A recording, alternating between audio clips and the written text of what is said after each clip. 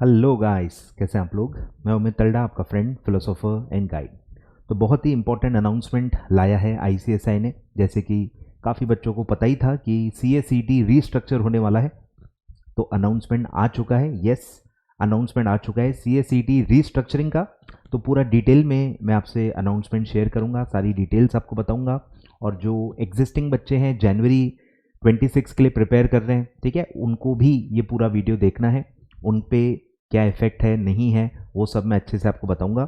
और जो भी सीएस एस्पिरेंट्स हैं, जो आगे सीएस ज्वाइन करने वाले हैं, अब आगे कैसे सीएसईटी होगा, ये डिटेल में हम इसमें पढ़ेंगे। ठीक है, वीडियो लाइक जरूर कर देना और अपने सारे फ्रेंड्स के साथ शेयर कर देना। चलिए, तो सबसे पहले कि सीएसईटी का ये जो रिस्ट्रक्चरिंग है, ठीक है, मेजर चीजें क्या हैं। ठीक है, मेजर चेंज क्या है। मेजर चेंज है अभी जो रिमोट प्रॉक्टर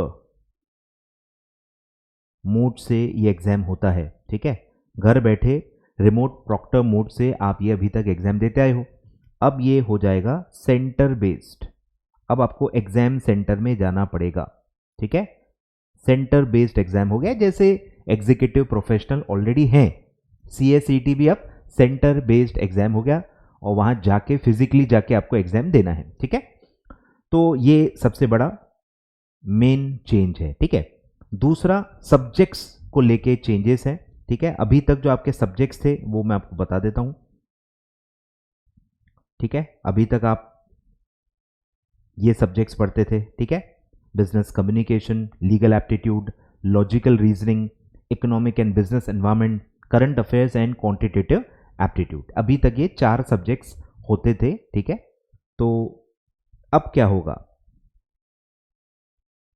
अब आपके सब्जेक्ट्स बदल गए हैं। ठीक है, अब आपके सब्जेक्ट्स बदल गए हैं for betterment. For betterment subject बदले गए हैं। ठीक है, तो अब आपके सब्जेक्ट्स ऐसे रहने वाले हैं। पहला है बिजनेस कम्युनिकेशन। ठीक है, पूरा 100 मार्क का हो जाएगा। अब ये सब्जेक्टिव रहेगा। ठीक है, मतलब रिटन पेपर है, सब्जेक्टिव रिटन 3 आवर्स का प्रॉपर पेपर होगा, सेंटर पे जाके जो देना पड़ेगा। फिर है कमबैक हुआ है मेरे सब्जेक्ट का, फंडामेंटल ऑफ अकाउंटिंग। ठीक है, पहले जब सीएस फाउंडेशन हुआ करता था तब ये सब्जेक्ट ऑलरेडी था, सीएस फाउंडेशन में ऑलरेडी अकाउंट सब्जेक्ट था। ईटी में आके उसको रिमूव कर दिया था, अब वापस अकाउंट्स का कमबैक हो रहा है। तो ईटी में अब पहली बार आपको अकाउंट्स भी पढ़ना है, 100 मार्क का फुल पेपर, और वो भी सब्जेक्टिव। ठीक है, लिखित पेपर रहेगा, रिटन पेपर रहेगा, प्रॉपर 3 घंटे का। ठीक है, फिर इकोनॉमिक एंड बिजनेस एनवायरनमेंट, ये सेम है। बिजनेस लॉ भी कमबैक हुआ है, मतलब पहले से ही था बट अभी और ज़्यादा आ जाएगा। बिजनेस लॉ 60 मार्क्स का है एंड बिजनेस मैनेजमेंट 40 मार्क्स का है। ठीक है, मतलब आपका करंट अफेयर्स, एप्टीट्यूड, ठीक है, ये सारी चीज़ें हटा दी गई हैं। ठीक है, देखो ये आपका हट गया, current affairs and quantitative aptitude, business and economic environment. ठीक है, ये पहले से ही था। और ये हट गया आपका legal aptitude and logical reasoning, और business communication as it is है। तो 2 सब्जेक्ट ऑलमोस्ट सेम है, 2 सब्जेक्ट आपके नए आ गए हैं। ठीक है, क्लियर है क्या। तो ये आपका business, economic and business environment भी सब्जेक्टिव है। सिर्फ एक सब्जेक्ट है जो एमसीक्यू रहेगा, लेकिन वो भी सेंटर पे जाके ही आपको पेपर देना है, उसको कहते हैं ओएमआर बेस्ड। ठीक है, एमसीक्यू रहेगा ओएमआर बेस्ड, पर ये घर बैठ के नहीं होगा, सेंटर पे ही जाके एमसीक्यू पेपर आपको देना है, जो कि है बिजनेस लॉ एंड मैनेजमेंट। एक ये एमसीक्यू पेपर रहेगा। अब जहां भी एमसीक्यू बोला तो आपके मन में सवाल आएगा, तो इसमें कोई नेगेटिव मार्किंग नहीं रहेगी। ठीक है, no negative marking in the OMR based जो सब्जेक्ट है बिजनेस लॉ एंड मैनेजमेंट। ठीक है, 15 मिनट का रीडिंग टाइम आपको मिलेगा, जैसे एग्जीक्यूटिव एंड फाइनल के बच्चों को मिलता है। पेपर आपको 15 मिनट पहले ही मिल जाएगा। लिखने की जो आंसर शीट है वो प्रॉपर टाइम पे ही मिलेगी। 15 मिनट सिर्फ क्वेश्चन पेपर आपको देखने के लिए मिलेगा। आप पूरा देख सकते हैं, प्लान कर सकते हैं, स्ट्रेटेजाइज कर सकते हैं कि पेपर को आप कैसे अटेम्प्ट करने वाले हो। तो 15 मिनट्स बहुत इंपॉर्टेंट होते हैं, बहुत फ्रूटफुल होते हैं। ठीक है, और ये एग्जाम सेंटर्स पे होगा, पूरी उसकी लिस्ट होती है। ठीक है, और दोपहर का समय होगा, ये भी उन्होंने इंडिकेट कर दिया है। मॉर्निंग टाइम नहीं रहेगा, दोपहर का टाइम रहेगा। क्लियर है। पासिंग क्राइटेरिया लगभग सेम ही है कि एक ही सिटिंग में आपको पास करना है। मिनिमम सारे सब्जेक्ट्स में 40-40 ईच एंड एग्रीगेट सारे पेपर्स मिला के 50%, 100 में से 40 आपको चाहिए 40%, और 400 का ये जो पूरा पेपर है 400 का 50% यानी कि 200 आउट ऑफ 400 भी आपको एग्रीगेट सारे सब्जेक्ट्स मिला के लगेंगे। ठीक है, तो नॉर्मल पासिंग है। ठीक है, पूरे अक्रॉस आगे भी जितने भी स्टेजेस आप पढ़ोगे सीएस के, सब में सेम क्राइटेरिया होता है। ठीक है, अलग जो चीज़ मुझे दिखी वो है, जो आपको मैं बता देता हूं, जिससे बहुत फर्क पड़ता है मेरे हिसाब से, वो है जो शायद आपको पूरा समझेगा भी नहीं, बट ठीक है, मैंने बताया नहीं ऐसा नहीं होना चाहिए। ठीक है, मैंने बताया सब ऐसा होना चाहिए। There is no provision for exemption और carry forward of marks in CSET।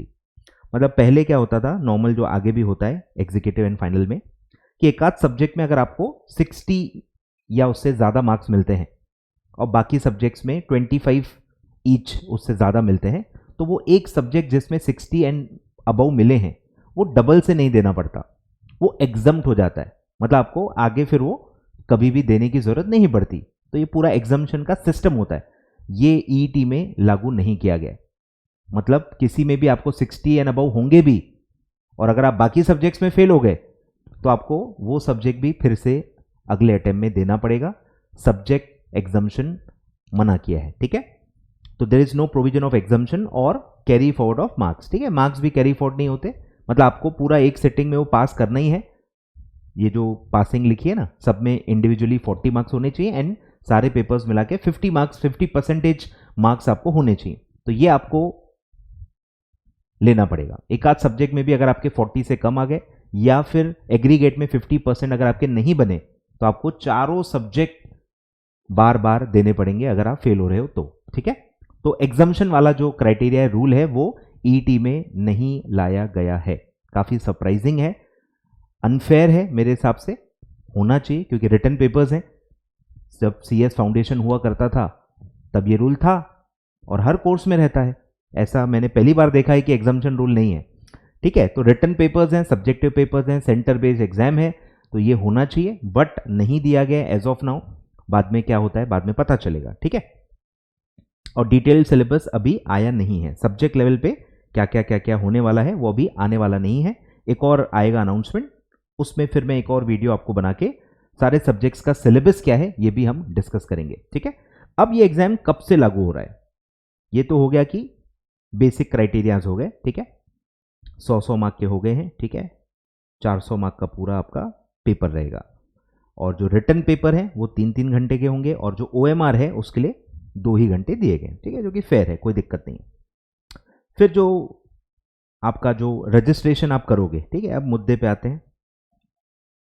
Registration जो है वो आपकी फीस अब हो गई है 7,500 रुपए। यस, रजिस्ट्रेशन फीस सीधे हो गई है 7,500 रुपए। इसमें आपका स्टडी मटेरियल आ जाएगा, इसमें लिखा हुआ है कि स्टूडेंट इंडक्शन प्रोग्राम भी ये चालू करेंगे अलग से, आई डोंट नो क्या है ये।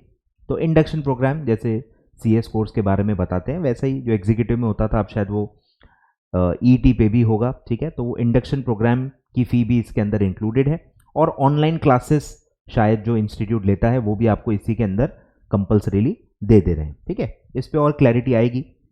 ठीक है, तो वो अलग से इसका भी अनाउंसमेंट आएगा कि इंडक्शन प्रोग्राम क्या है, ऑनलाइन क्लासेस क्या हैं, वो सब आपको अलग से पता चलेगा, लेकिन आपको 7,500 रुपये भरने पड़ेंगे। ठीक है, ये सत्य है। और एग्जाम फी अलग से भरनी पड़ेगी 1,500 रुपये। ठीक है, पूरे 4 सब्जेक्ट का एक साथ ही देने पड़ेंगे 1,500 रुपये, उसका एग्जाम टू एग्जाम आपको फी भरना पड़ेगा। ठीक है, फिर ये जो EET है इसके एग्जम्पशंस भी दिए गए कि किसको EET देने की जरूरत नहीं है। पहला है जो ओल्ड कोर्स में फाउंडेशन पास्ड है तो उसको EET नहीं देना है। फिर जो CA कोर्स में फाइनल स्टेज पास्ड है, मतलब जो CA बन चुका है उसको EET एग्जम्प्ट है। जो कॉस्ट अकाउंटेंसी का फाइनल स्टेज पास्ड है उनको भी एग्जम्प्ट है, और जो बैचलर डिग्री है या PG कोर्स पोस्ट ग्रेजुएट है, ग्रेजुएट पोस्ट ग्रेजुएट, उनको भी एग्जम्प्ट किया गया है। ठीक है, बैचलर डिग्री को भी एग्जम्पशन दिया गया है, बहुत अच्छी बात है। ठीक है, और जो लोग अभी फाइनल अपीयर करने वाले हैं, students appearing in final year और final semester of the bachelor degree may also register directly to CS executive program. ठीक है, तो उसको टेम्पररी रजिस्ट्रेशन बोलते हैं, कुछ तो नाम आता है। ठीक है, तो फाइनल ईयर वाले बच्चे भी एग्जाम्शन क्लेम करके डायरेक्ट एग्जीक्यूटिव में जा सकते हैं। क्लियर है क्या? फिर ये सब भी ठीक है। 12th पास्ट या अपियरिंग, ठीक है, पास्ट या अपियरिंग, 12th पास या अपियरिंग रजिस्ट्रेशन कर सकते हैं। पहला सेशन जो होगा न्यू एग्जाम में वो है जून 2026। ठीक है, तो अब सबसे पहली बात कि जो अभी जनवरी 26 का एग्जाम देने वाले हैं एग्जिस्टिंग स्ट्रक्चर में, इस पे इसका कोई इम्पैक्ट नहीं है। ठीक है, ये लास्ट एग्जाम है जो OMR मतलब जो रिमोट प्रॉक्टर मोड में होगी। ठीक है, रिमोट प्रॉक्टर मोड में जो लास्ट एग्जाम होने वाला है वो जनवरी 2026 है। तो जनवरी 2026 वालों को कोई भी टेंशन लेने की जरूरत नहीं है, ये सारी चीजें उन पे अप्लाई नहीं होती हैं।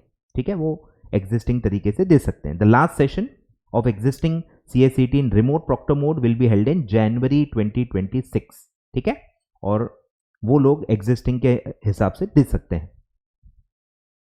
ठीक है, और CSET का जो रिजल्ट है वो 1 साल के लिए वैलिड होता है। आपको पता ही होगा कि CSET पास होने के बाद एग्जीक्यूटिव का रजिस्ट्रेशन 1 साल के अंदर करना है। ठीक है, बस वो उसकी एक लिमिट होती है 1 साल की। ठीक है, कि पास होने के बाद 1 साल के अंदर सिर्फ रजिस्टर करना होता है, पास नहीं करना है एग्जीक्यूटिव।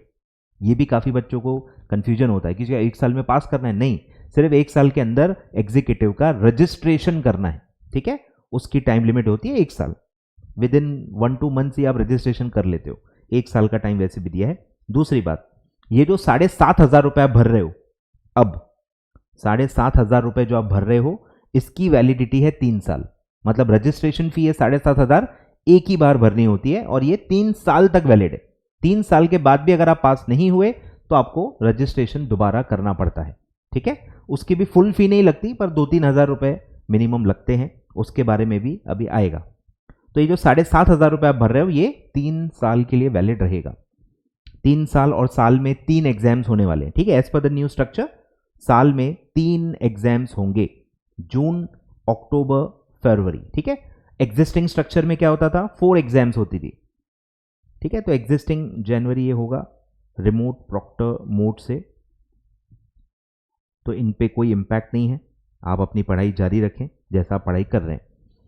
अब पहले 4 टाइम्स एग्जाम्स होते थे, अब ये हो जाएंगे 3 टाइम्स। ठीक है, 3 बार होंगे। कब कब होंगे, जून, अक्टूबर और जनवरी। यस, जनवरी, फरवरी, 4-4 महीने की गैप है। ठीक है, अब जो पहला एग्जाम है वो जून 26 होगा। जून 26 पहला एग्जाम है और इसका जो रजिस्ट्रेशन है वो कब से स्टार्ट होगा, अब भी स्टार्ट होगा 16 दिसंबर से। ठीक है, 16 दिसंबर से 15 फरवरी, रजिस्ट्रेशन डेट 16 दिसंबर से 15 फरवरी तक आप जून 26 एग्जाम का रजिस्ट्रेशन कर सकते हो। ठीक है, फिर अक्टूबर के लिए खुलेगा, रजिस्ट्रेशन की डेट खुलेगी 16 फरवरी 2026 से लेके 31 मई 26 तक ये होगा। ठीक है, और ऐसे आगे बढ़ते जाएगा। तो ये डेट्स आपको ध्यान रखने हैं। तो जो भी जून 26 देना चाहते हैं न्यू पैटर्न के हिसाब से, आपको रजिस्ट्रेशन जो करना है वो 16 दिसंबर से वो स्टार्ट हो जाएगा। 15 फरवरी तक आपके पास समय है, आप कभी भी बीच में रजिस्ट्रेशन 7,500 रुपए दे के कर सकते हो। ठीक है, एग्जाम फॉर्म अलग से भरना है। क्लियर है क्या? ये रजिस्ट्रेशन की डेट्स हैं। तो ये सब दिया हुआ है, नॉर्मल टाइम दिया हुआ है, पर ये साल के लिए अलग टाइम है। ठीक है, नॉर्मल टाइम अलग है 4-4 महीने का, आपको अभी का देखना है। ठीक है, अभी का ये है जून 26 के लिए अगर आपको देखना है तो 16 दिसंबर से 15 फरवरी का टाइम है, और अक्टूबर 26 के लिए 16 फरवरी से लेकर 31 मई तक आपके पास टाइम है। और आगे का टाइम नॉर्मल फिर 4-4 महीने का चालू हो जाएगा, 1 जून से लेकर 30 सितंबर फॉर फरवरी सेशन। ठीक है, तो अभी आप ये 2 पे ही फोकस करो। ठीक है, अभी जो भी बच्चे देख रहे हैं वो ये 2 में से ही कोई एग्जाम देने वाले हैं। फिर एग्जाम फॉर्म के भी डेट्स दिए हैं, ठीक है, अभी आपको इतना उसका काम नहीं है, ठीक है। जून सेशन जो होगा अभी 26, उसका फॉर्म खुलेगा 1 मार्च से, ठीक है, 1 मार्च से 7 अप्रैल तक, 1 महीने से ज़्यादा का समय दिया हुआ है, ठीक है, 1 महीना 7 दिन का समय दिया हुआ है विदाउट लेट फी, और विथ लेट फी आपको और 15 दिन दिए हुए हैं, 8 से 20 यानी 12 दिन दिए, 13 दिन दिए हुए हैं, ठीक है। ये जून 26 सेशंस के लिए रहेंगे, क्लियर है। फिर रिजल्ट भी आपका लास्ट वीक ऑफ जुलाई तक आ जाएगा, ठीक है। जून फर्स्ट वीक में एग्जाम होगा, वो भी दिया हुआ है, जून 1 से लेके जून 4, जून 1 से ही एग्जाम आपके स्टार्ट हो जाएंगे, ठीक है, फर्स्ट वीक ऑफ जून, उसका अलग से आएगा अनाउंसमेंट। तो फर्स्ट वीक ऑफ जून में एग्जाम हो जाएगा और जुलाई लास्ट वीक में रिजल्ट आ जाएगा, 1.5 से पौने 2 महीने लगभग लगेंगे रिजल्ट में, ठीक है। और वेरिफिकेशन सर्टिफाइड कॉपी भी आप बुला सकते हो, वो अभी आपको समझेगा नहीं तो मैं बाद में बताऊंगा, ठीक है। तो आई होप आपको बेसिक्स ख्याल में आ गया, ठीक है। और जो जून 26 देना चाहते हैं उनका रजिस्ट्रेशन और उनका एग्जाम फॉर्म का डेट मैंने बता दिया है, ठीक है। फीस भी आपको बता दी है और बाकी सब भी है, ठीक है। कंसेशन सेम है जो पहले भी थे, ठीक है। रजिस्ट्रेशन में, एग्जाम एनरोलमेंट फॉर्म में, सब में आपको इन सारे कैटेगरीज को कंसेशंस दिए हैं 50%, ठीक है। पता होगा ST SC 50%, फिजिकली हैंडीकैप्ड है आपके पास उसका सर्टिफिकेट है तो 50%, ठीक है। North eastern state, Andaman Nicobar, Lakshadweep, Himachal Pradesh 50%, और जम्मू एंड कश्मीर एंड लद्दाख वालों को 100% फी कंसेशन है, ठीक है। और फिर ST SC same, exam form fee में भी 50% कंसेशन है, फिजिकल हैंडीकैप को 50% कंसेशन है एग्जाम फॉर्म में, ठीक है। तो आप इस कैटेगरी में हो, डेफिनेटली इसका बेनिफिट आप ले सकते हो, ठीक है। रजिस्ट्रेशन के बाद वो ऑटोमेटिकली ले लेता है, आपको अलग से कोई फॉर्म नहीं भरना होता है, रजिस्ट्रेशन की डिटेल में ही ये सारी चीजें अगर आप अपलोड कर दोगे आपको ऑटोमेटिकली कंसेशन मिल जाता है, ठीक है। चलो, तो इतना बेसिक था, और कुछ आपको अगर पूछना है तो कमेंट बॉक्स में ज़रूर आप पूछ सकते हैं, मैं आपको रिप्लाई करूंगा, और डिटेल सिलेबस जब आएगा उसका सेपरेट वीडियो मैं आपको बनाऊंगा। चलिए, थैंक यू सो मच।